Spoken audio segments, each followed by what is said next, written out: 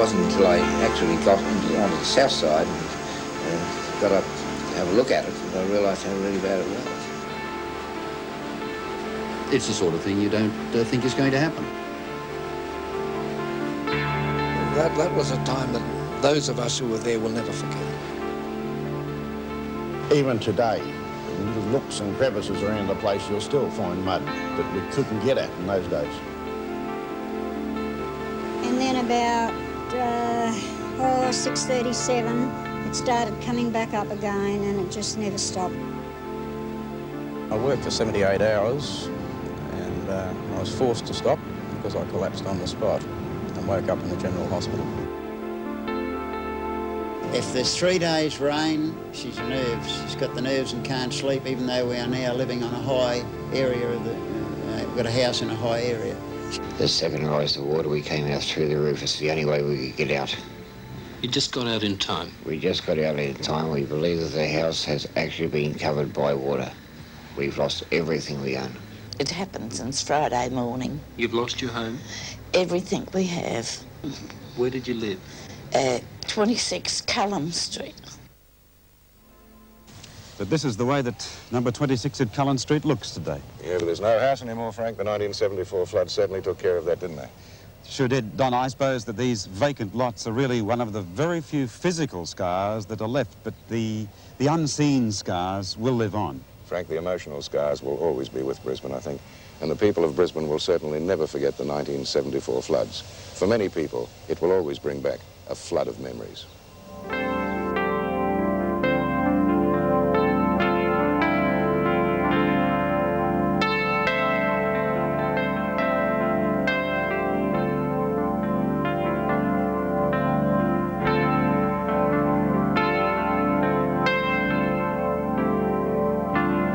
As with most Brisbane floods, the water started to rise here in Windsor, in that heartbreak hollow called Northey Street. It looks very different today. Tropical cyclone Wanda, not really much of a tropical cyclone, acted as the spur when monsoonal weather came way too far south and invaded Brisbane. And even the flood-hardened residents of Northey Street were caught unawares. It rose so darn fast I had to run to get to that, to get up into the ceiling away from it. There's 2 or 3 people around here, various houses around here, did lose their lives in that flood. The people in the boats were told that she'd already gone. She hadn't gone until she drowned in there. She was caught and she was drowned. By the afternoon, surrounding suburbs were getting the bitter foretaste of disaster. Who could have predicted what was to come? Even the Weather Bureau said on Friday night that Brisbane flood levels would ease the next day. Not so. The light rain predicted overnight turned into a 19-inch torrent, the most rain dumped on Brisbane in any 24-hour period in 87 years. On the evening of the Friday evening, it was apparent that with the trough moving south of Brisbane, that the rain would ease. And this is, the function of the Bureau to say it was going to ease or not. Now, this was in error because the trough then, unforeseen by the forecasters, moved northwards again and the rain came on again. But certainly the forecast was updated after that Friday evening. On the Saturday, the rain was again forecast heavy rain. But as you say, on the Friday evening, it was not predicted for Brisbane itself. But it certainly was for the inland parts, and don't forget the flood in Brisbane itself was not caused alone by the heavy rain in Brisbane. As the sun tried to filter through the greyness on Australia Day, it could have been mistaken for thinking it had dawned over Venice. Brisbane was rapidly becoming a city where the streets had been replaced by canals. When we came in, as you know, we had to land up in the Maritzi area, and we came down from Nambour, and there wasn't a great deal of flooding on the northern side of Brisbane, and so we came upon it fairly gradually. And I must admit that it wasn't until I actually got onto the south side and got up to have a look at it that I realised how really bad it was. It wasn't just water slowly creeping up stumps. It wasn't just water seeping into the bottom stories of new brick homes. It was the awesome power of nature. It was houses being washed from their stumps. It was water expanding concrete in new brick homes, threatening to split them apart. And there was raw courage, when men and women had no choice but to swallow their fears. Men like Neville Cribb. Asked to take a critically ill baby by light plane from Rockhampton to Brisbane, what was he to do? Brisbane Airport was closed. It was open for Neville, it had to be. The baby needed emergency surgery, and despite an uncertain landing, the little girl got it and lived. She's now 10 years old and not an inscription on a gravestone. But for Brisbane and its surrounds, the outlook remained one of gloom as Australia Day 1974 drew to a close.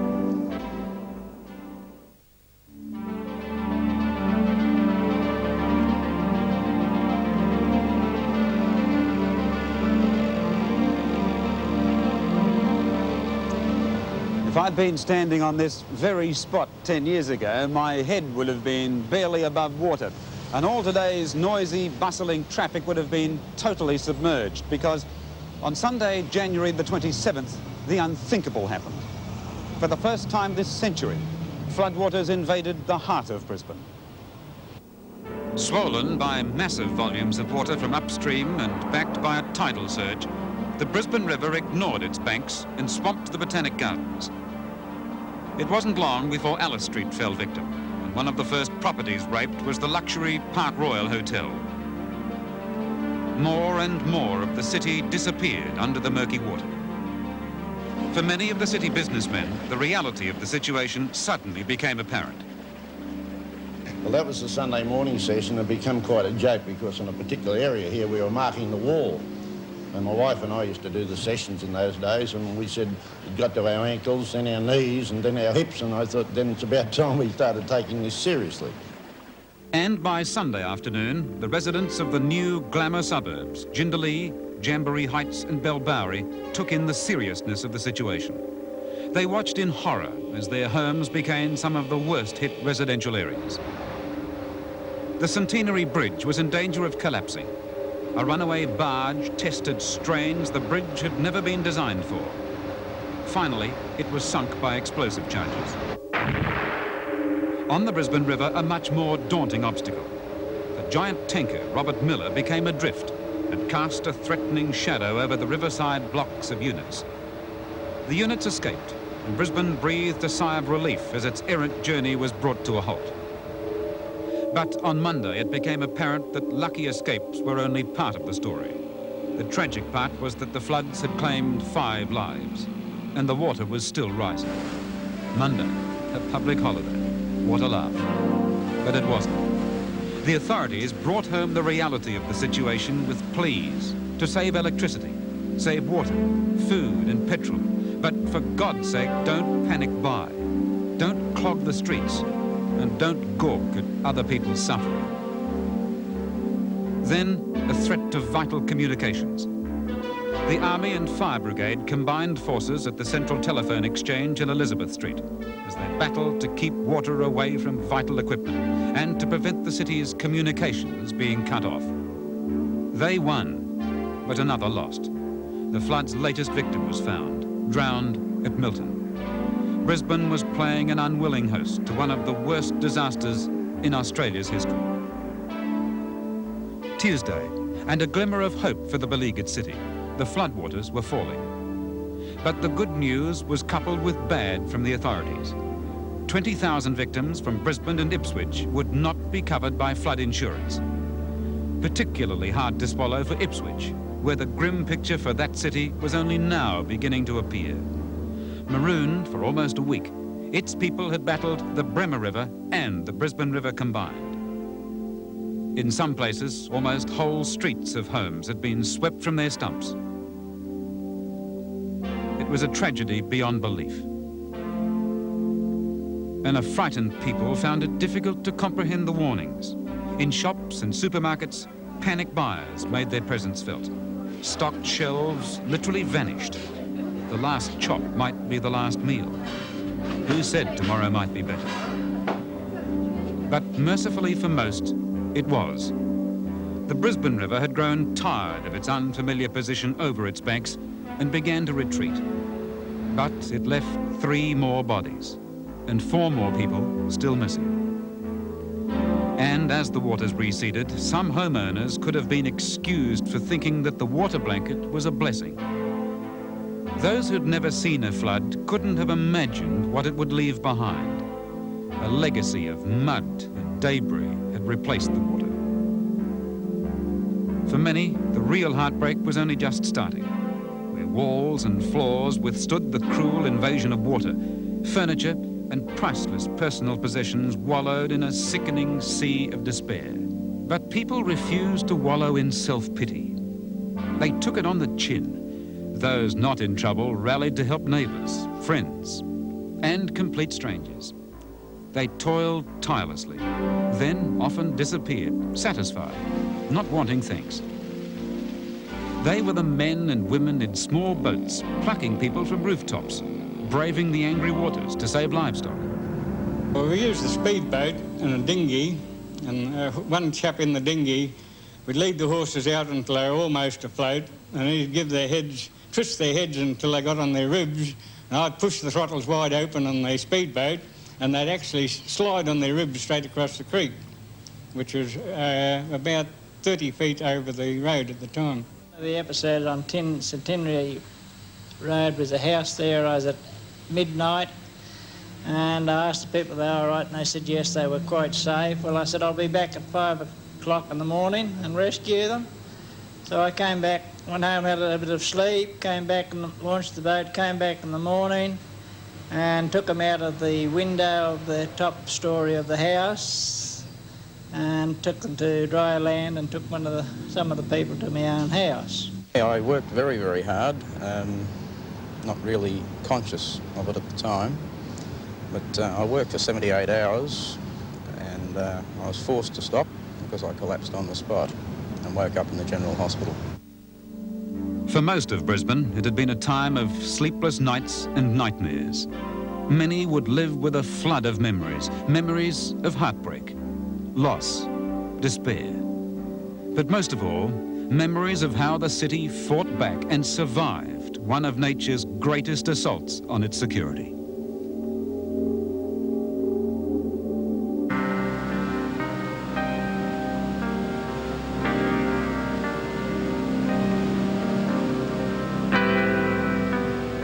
Brisbane's plight was brought to the rest of Australia and the world through graphic media reports. But no reports could really account for the feelings of those people who lived through the deluge. Today, 10 years later, the memories remain vivid, retained in mind and on photograph and film by those who shared the drama. Friday night at around midnight at Quarter unawares, my next door neighbour woke us up and said that the water's up, and when we looked out it was up to the front landing. Well, we had a car and a boat under the house, both underwater. The car, actually, the boat was flapping against the floorboards and making a bang bang noise. This creek ran backwards, literally ran backwards, not just a tidal thing. The water came down from, you remember, the great height at Jindalee, and when that water came roaring down, there's a spur at the mouth of Oxley Creek which steers the mouth upstream, and it caught the water and brought it back, and it just roared up. It started here on the Saturday afternoon, and by 1 o'clock in the morning, the house was under. I parked my car behind. When the water came up to waist level, the wife and I walked out. We had a little hat box of one change of clothes, a camera and a tranny radio, and I carried the baby. That's all we had. When we come back, everything had gone. We came out through the roof, the front of the roof of the house. Just kept coming up and up and up and up. The people were very, very good to us up at the church hall and all that. As a matter of fact, there was firms actually gave lino and brand new built furniture and all that sort of thing. And they gave with... Sorry. The memories of it are still as painful as that? They gave with open hand and open heart all the way.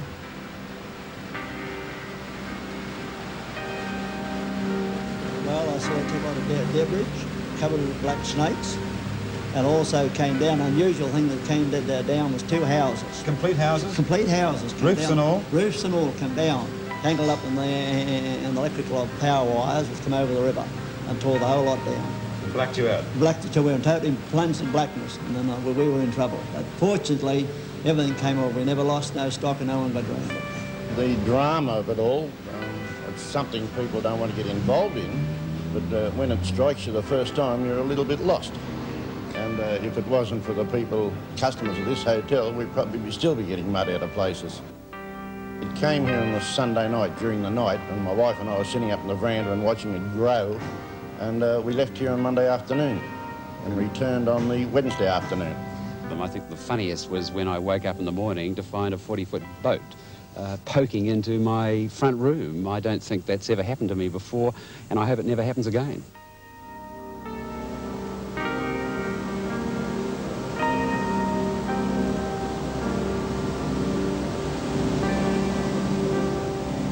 By daybreak, that water had gone back. The flood tide came in and it went back. And then about 6:37, it started coming back up again, and it just never stopped. Backed the semi-trailer in, and you never seen anything like it in all your life. It was like as if we were midnight robbers. We're undoing machinery off the floor, we're loading pianos, dining room suites, lounge suites, we're loading spare parts into cardboard boxes. The effort that the local people around here, the Petrobonds, Johnny Gurr and all the rest of the crew I can't bring to name now, some I had never ever met. Loaded it all, and then we had to venture through this water. So you had your semi-trailer loaded with all your possessions and all your equipment, and then you had to go? Including my wife's auntie, my only child we had then, my wife, me, and we hooked an old F100 utility behind the semi, and I had my 8 German Shepherd watchdogs tied in the back of the utility. And when we got to the water, it was very scary because you couldn't see any posts on the side of the road. It was just a complete lake from the White Horse Motel to Daisy Hill Turnoff. So my wife had to point out and guess the curve of the road. Now, there was people waiting at Daisy Hill, including the army, I think with tongue in mouth, as we ventured to come through this deep water. And I prayed and hoped that my wife knew the curve of the road, because if we'd have went over the edge, we'd have gone into 30 feet deep of water and we'd have all gone west.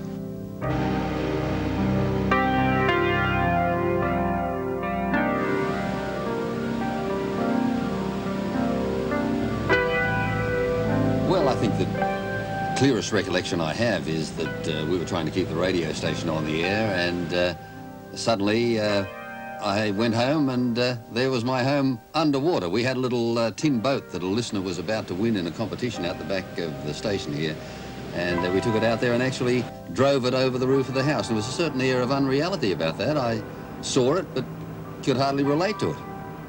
I think it was watching a lady and then talking to her, who was standing on the dry land just above the water at Yeronga, looking out at the house, which had the water up to just about the eaves. She'd been standing there for several hours, and she continued to stand there until the floodwaters went down. And she talked quite rationally, but very sadly, about all the lovely things that were in her house, and children's toys and so on, that she'd seen floating away downriver.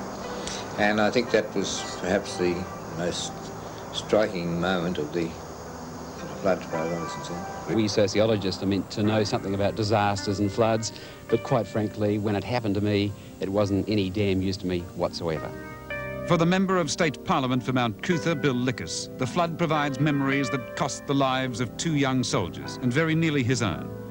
Mr. Lickus was on an amphibious army lark involved in relief work at Pullen Creek on Moggle Road.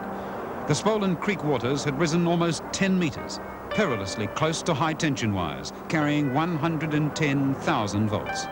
It was one of those tragic accidents, and where 2 very fine young fellows lost their lives. Yep. The Court of Inquiry, I think, indicated that it was in all probability, no one can say for sure, but that the boat hook did touch the wire. 3 of us were thrown into the water. There were other chaps seriously burned on board the lark. The major in charge had very severe burns to the face. One young chap from this area had burns to about 75% of his body, and another chap had quite severe burns to the side of his face and head. I didn't feel a thing. One minute I was in the boat, the next minute I was in the water.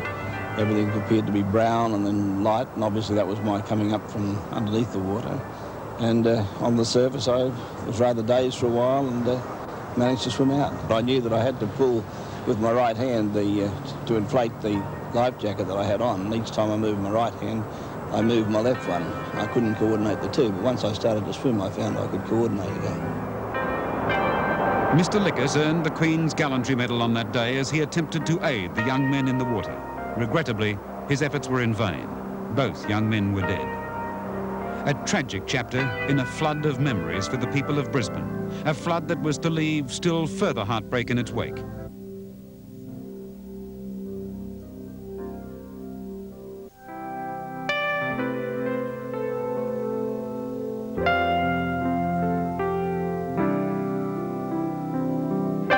The water's down, but for most, the real battle was just beginning. Instead of a sea of water, Brisbane was now a sea of stinking, clinging mud. Putting up with the foul stench was one thing, sloshing through it trying to get rid of it was another.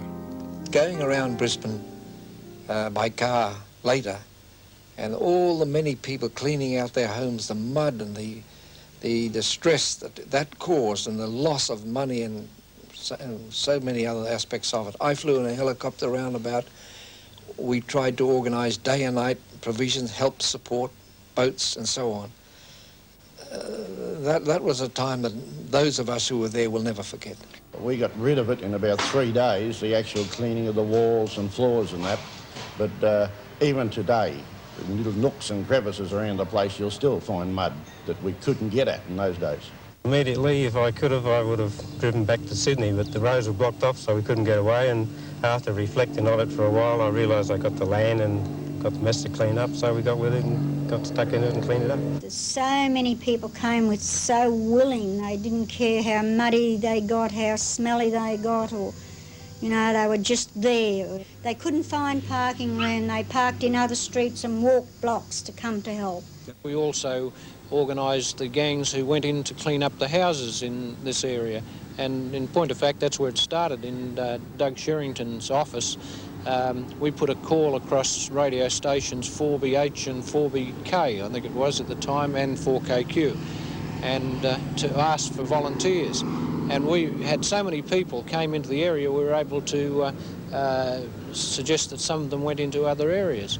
And those people just turned out at a moment's notice to help people who had been inundated. Those who hadn't thought of their places of work, and it wasn't just motivated by where their next pay might come from. The staff turned up, standing by, watching the water go down, and as soon as that water was down, in they went, with shovels, hoses, everything to wash down. We set up an office in the car park, and you see our paymaster sitting there on the edge of the pavement, and he's working the pay work, and my secretary took a long lead out from the electrical supply that we did have, and she typed my correspondence sitting in her bottom in the car park. Some things could be salvaged from the mud. Most could not. Some could be replaced, but others were irreplaceable. I think this was the thing that hurt me most about it, that in the haste to depart, we didn't sort of know exactly what we should take with us, and I left my 8mm movie camera, my pride and joy, behind, and it was no use anymore afterwards, and I left my collection of scrapbook cuttings and so forth. 25 years of work on the radio, and Mum had been keeping this up for me. These are the irreplaceable things. You can have insurance to cover the replacement of all kinds of objects, but those personal things, even anybody's collection of photographs, photo album, it's quite irreplaceable. Well, this house out at Jindalee did have a billiard table, and there it is. It's a bloody mess. Sorry about that. You can see the height the water came to up there. I just feel so sorry for these people. Come in and have a look at this, and perhaps this will bring it home to you.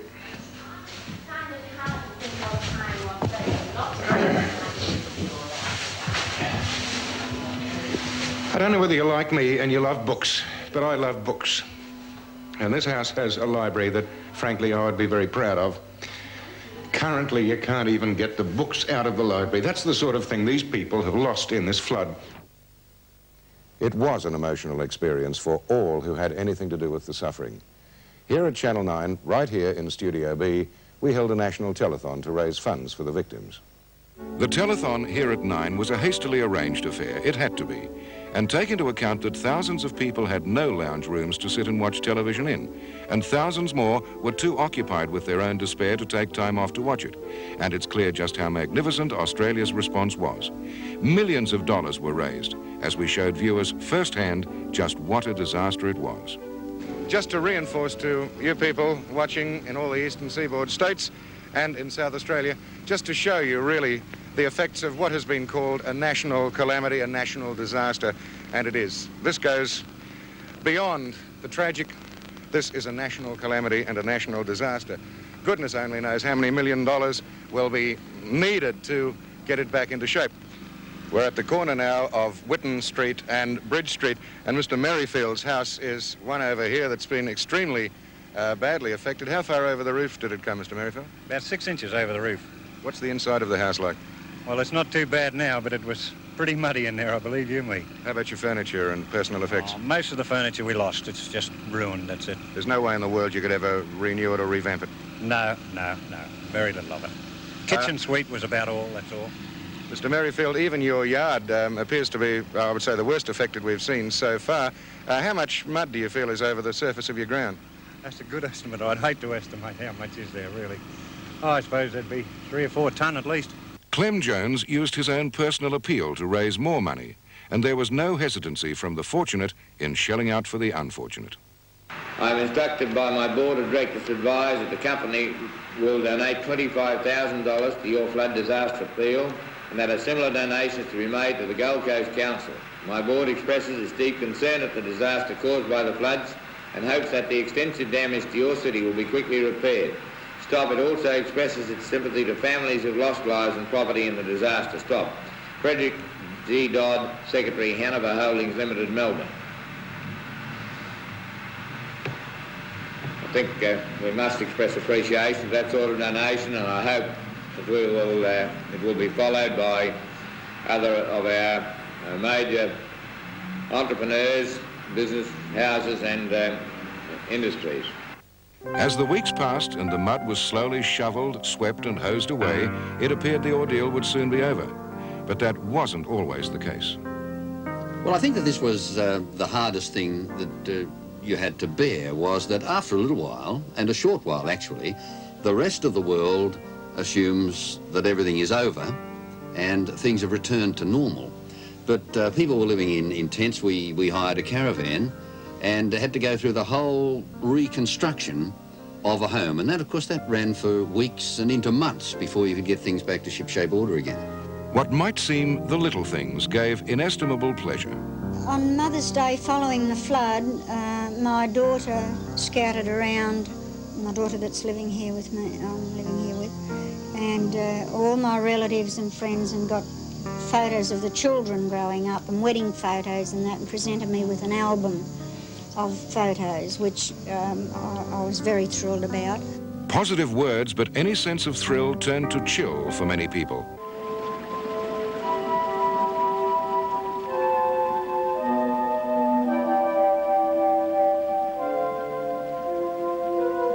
My most bitter recollection, I think, was thinking that I was insured and then finding that the fine print on the back of the insurance policy said I wasn't insured against flood. Apparently when rain's in the air, it's rain, but when it hits the ground, it's called something else by insurance companies. To my knowledge, of all the hundreds of people I know in Yeronga who went under in the flood, I know of 2 or 3 only who would have been covered by flood insurance. The floods brought massive losses to the people. The same story of no insurance was to be repeated again and again as heartbroken families watched the waters tear down a lifetime of work and savings. Long after the water had subsided, frustrated homeowners would fire angry allegations of fine print humbug at insurance companies. But the physical damage, the loss of possessions, was just part of the picture. Time was to reveal deeper wounds in the minds of people haunted by the spectre of those raging waters. And those wounds would be slow in healing. Well, I don't know. I can't still curl up in bed on a rainy night and go to sleep for wondering what might happen next. If there's 3 days rain, she's a nerves. She's got the nerves and can't sleep, even though we are now living on a high area of the. We've got a house in a high area. She's still a storm or 3 days rain. She's nerves, and even the girl that's 14, that was 4 then, she's got the nerves too. She asked me how bad a storm's going to be, or how long the rain's going to go. Will we get a flood? We found, of all things, an old briefcase about 4 years later. A plastic briefcase which was zipped. I don't know how it survived because nothing else did, pianos and TV sets. And I opened it and it was full of mud, dried, and the smell, and I didn't realise the smell could take you back in geography and time, 4 years, but it did. You've only got to be in the radio station here, and it rains a little heavier than normal, and you'll get those worried phone calls from many people. You know, is it going to happen again? should we send the kids to school today because we might be flooded when they come home? You get that every time the rain comes down heavily. It's still very strongly in the people's mind. Quite a few people who came out of it very well because they had that inner strength, but there are a lot of people who were absolutely shattered by it, and that's understandable, the things that they went through.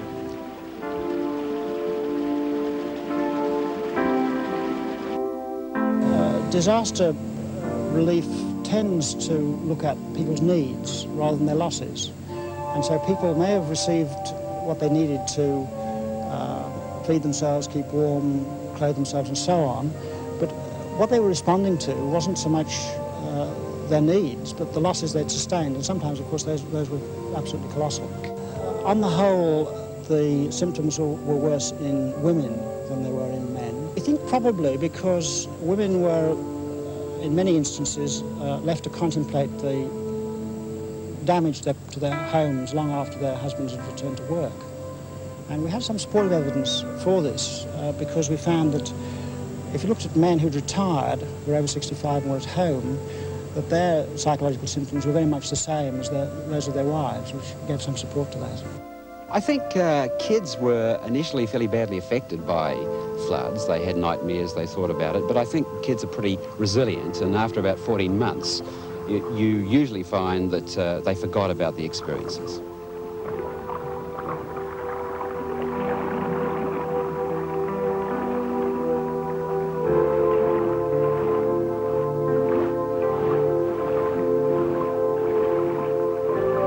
So the floods left behind a legacy of personal hurt among the debris, and that flowed on into personal relationships, because the same waters that smashed houses also shattered families.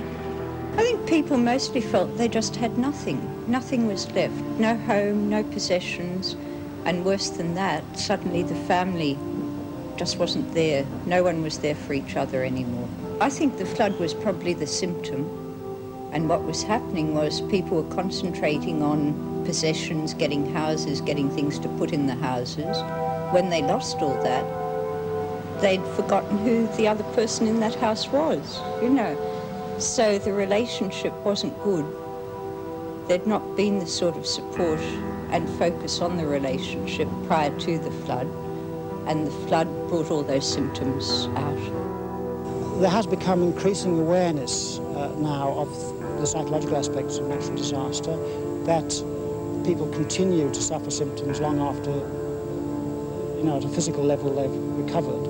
And so there are a number of centres now in Australia that are looking at people's long-term problems and looking at the whole issue of education, of long-term support, for example. I mean, for some people, a natural disaster remains a disaster for 2 or 3 years, and the need for supporting these people through that much longer period is now recognised.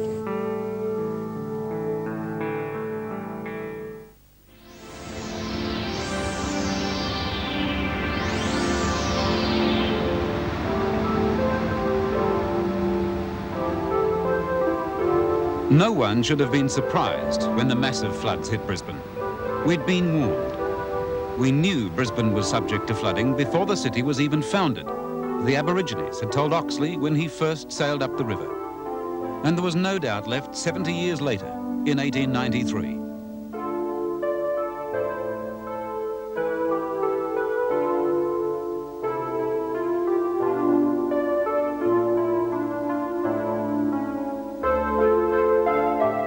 With levels way above 1974, that was a flood to remember. But we didn't. Or at least we didn't seem to learn from it. Nor from 1934. Yes, Brisbane did flood again, 50 years ago. But how many of us have even heard about that? Again, we learnt nothing. So in 1974, we were again caught unprepared for nature's onslaught. Have we learnt now? Is there going to be a next time? And if so, are we ready for it? I think one of the clear things is that uncontrolled development on floodplains makes flooding matters worse. And it's unfortunate that since 1974 there has been a lot of development on the floodplains, so that We think that although, for example, Wivenhoe Dam has diminished flood risk, it's still only a reduction of from 2% to 1.3%. So in other words, the risk is there. Wivenhoe Dam will diminish the risk, but we think it's unwise to get into a false sense of security. I'd hate people to get complacent about it and start to think that flood mitigation works such as the creek schemes and Wivenhoe Dam, Somerset Dam, this type of thing is going to stop flooding. Flooding of the river will occur no matter what man does. This is the Wivenhoe Dam as it is today, still unfinished, and still claimed by our politicians at least to be the answer to our flood problems. But the experts don't agree. It seems we still haven't learnt how to stop those disastrous floods. So, what have we learnt? I believe that we learnt a lot from that flood, and that was, first of all, to be prepared, to be equipped, to have men and women equipped, qualified to act and to carry out a responsible role. So we have trained personnel all over the state in every single area, and they have equipment. And they are well organised. Kev Whiting's done a great job. Well, we're far better prepared than we have ever been. We've got counter-disaster planning for the whole state, not only Brisbane. We've got a counter-disaster system that is unequalled in Australia, and after I visited some of the areas overseas, I believe it's unequalled in the world in its concept.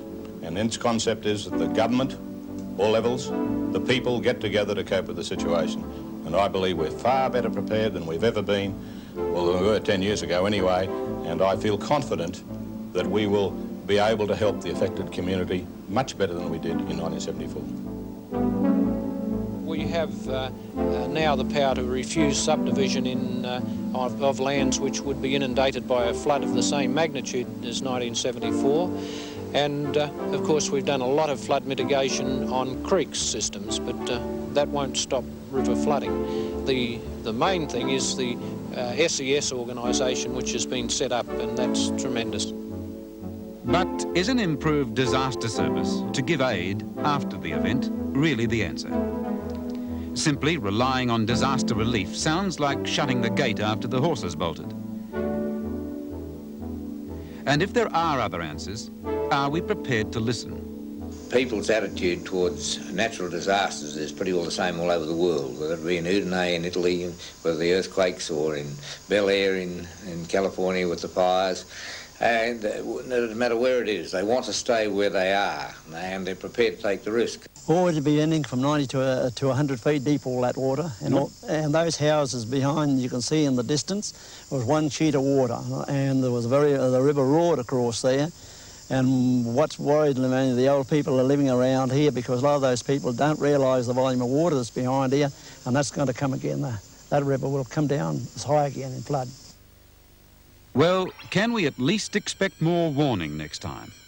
After all, we live in the age of space technology. And if we can put a man on the moon, we should be able to give people warning of a flood. Yes, the technology is improving, but people mustn't think because technology is improving that everything is going to be perfect. Certainly there must be an improvement in the prediction. Of the flood prediction, though, I don't think we could improve. As I said earlier, the predicted height of the Port Office, of the river at the Port Office gauge, was 0.1 of a metre out from our predicted heights. That was the actual 0.1 of a metre, which is in the old scale of 4 inches out. And this prediction was given by our engineers 21 hours in advance. The Port Office, as you say, is at the end of Edward Street. It's a gauge there in the Brisbane River proper, and this is the one that we predict the height for, and that is our function, full stop really, is to predict a height at a certain place in the river. The height is then given to local authorities and others, flood control people, to assess the effect of this in relation to streets that may become inundated. Then, of course, you have the NDO people, the National Disasters Organisation, the State Emergency Services, to assist wherever possible to advise people to evacuate as need be. But certainly, what does matter is the height that we predict on the Port Office gauge, and we will still predict this in future floods. That has a reference on a certain map for Brisbane, and this would give us, give people an idea of where the river heights ought to be if they have knowledge of what it means to them.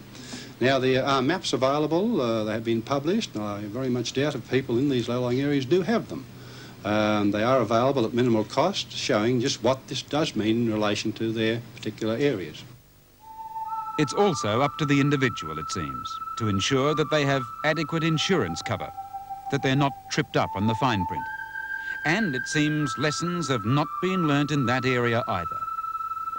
After the floods in '74, the industry made a bit of an all-out effort for a couple of years to let people know that they would have to take special cover and pay attention. But nothing has been done to educate consumers in the last 8 years. And I think that basically consumers would find themselves very disadvantaged if we had another flood tomorrow. You have to specifically ask for it, and then you have to submit a form requesting flood cover. You may be refused. So in the final analysis, it's obvious that a lot of lessons were learnt from the Australia Day 74 floods, Don, but I suppose really it's still up to the people of Brisbane. Yes, Frank, it is, but one lesson that must always be remembered is that will probably happen again. Listen, I never did get round to asking you your personal impressions of 1974. Well, apart from the people so obviously heartbroken by the flood, it was the magnificence of the other people who rallied round to help. Right. Truly a flood of memories. Yes. Some of them sad, but I guess most of them of a city and its population who simply refused to give in. Right. Yeah. Good on you, Brisbane.